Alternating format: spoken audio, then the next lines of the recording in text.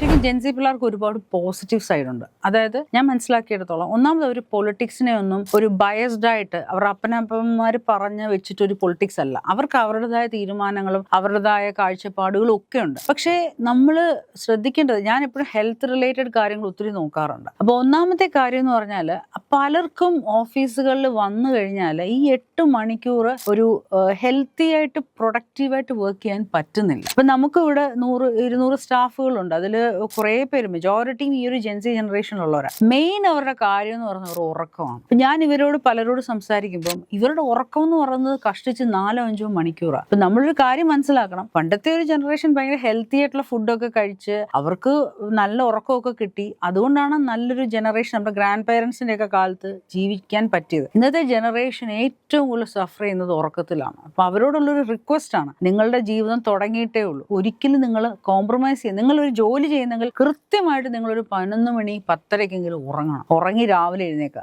2, ഇവർ കഴിക്കുന്ന ഫുഡിന്റെ ക്വാളിറ്റി. എല്ലാവരുടെ കയ്യിൽ പൈസയുണ്ട്, ഇവർ നല്ല രീതിയിൽ ജോലി ചെയ്യുന്നുണ്ട്, നല്ല സാലറി കിട്ടുന്നുണ്ട്. പക്ഷേ പ്രശ്നം എന്താ, ഒരു ഹെൽത്തി ഡയറ്റ് ഇവർക്ക് ഫോളോ ചെയ്യാൻ പറ്റുന്നില്ല.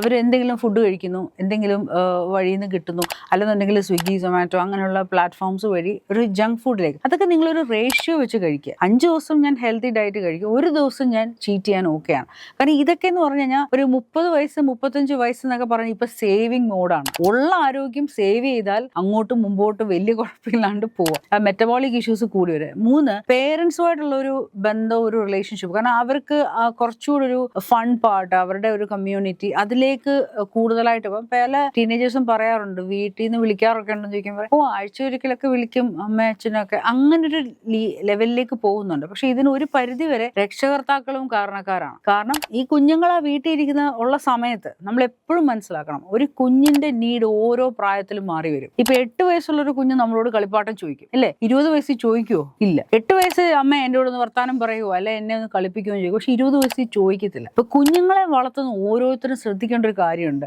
ഈ പ്രായത്തിലെ കുഞ്ഞിന്റെ നീഡല്ല അടുത്ത പ്രായത്തിൽ. അപ്പൊ ഒരു രക്ഷകർത്താവ് എന്നുള്ള രീതിയിൽ നമ്മൾ പ്രായത്തിൽ കൂടിയവരാണ്, നമ്മൾ മെച്യൂർഡാണ്, നമ്മൾ പേരൻസ് ആണ്. നമ്മൾ ഒരിക്കലും നമ്മുടെ മെച്യൂരിറ്റി അവരിൽ നിന്നും എക്സ്പെക്ട് ചെയ്യരുത്. അവർ കുഞ്ഞുങ്ങളാണ്. ഈ ലോകത്ത് ജനിച്ചു വീണിട്ട് 5, 10, 15, 20 വർഷമായ ആൾക്കാരാണെന്ന് മാത്രമേ അവരെ മനസ്സിൽ കാണാവുള്ളൂ. അപ്പൊ അവരുടെ നീഡ്സ് ഓരോ പ്രായത്തിനനുസരിച്ച് നമ്മളെ കൊണ്ട് പറ്റുന്ന പോലെ. അവർക്കിപ്പം ഫെറാറി വേണം, അതല്ല. ഇമോഷണൽ ആയിട്ടുള്ള നീഡ്സ്, ടൈം, നമ്മുടെ സമയം, പേഷ്യൻസ്, ഇതാണ് ഒരു പേരന്റിന് ഒരു കുട്ടിയിൽ ഇടാവുന്ന ഏറ്റവും വലിയ ഇൻവെസ്റ്റ്മെന്റ്. അല്ലാതെ നിങ്ങളുടെ 50 കോടിയുടെ ഫ്ലാറ്റോ 10 കോടിയുടെ ഫ്ലാറ്റോ അല്ല. ഈ ടൈം നിങ്ങൾ ഇൻവെസ്റ്റ് ചെയ്താൽ തീർച്ചയായിട്ടും നിങ്ങളുടെ ടീനേജറോ നിങ്ങളുടെ ഒരു യൂത്തോ നിങ്ങളിൽ നിന്ന് ഒരിക്കലും നഷ്ടപ്പെട്ടു പോവുകയല്ല. അപ്പൊ അത് ഈ ബോണ്ടിങ് ഉണ്ടാക്കേണ്ടത് 30 വയസ്സിലല്ല, കുട്ടി വിദേശത്ത് ജോലിക്ക് പോകുമ്പോഴല്ല. ചെറിയ പ്രായത്തിലെ അമ്മയും അച്ഛനുമായിട്ട് ആ ഒരു ബോണ്ടുള്ള ഒരു കുട്ടി അവർ ജീവിച്ചിരിക്കുന്ന കാലം മൊത്തം ആ ബോണ്ട് അവർക്ക് കീപ്പ് ചെയ്യാൻ പറ്റും. പേരൻസ് ഇത് ശ്രദ്ധിക്കുക. അതാത് പ്രായത്തിൽ കുട്ടിക്ക് ഒരുപാട് സംശയങ്ങൾ അവർ ചോദിക്കും. അമ്മ ഞാൻ ഇന്നാരെ പോലെ ഇരിക്കോ, അതെങ്ങനെയാണോ ഇങ്ങനെയാണോ, നമ്മൾ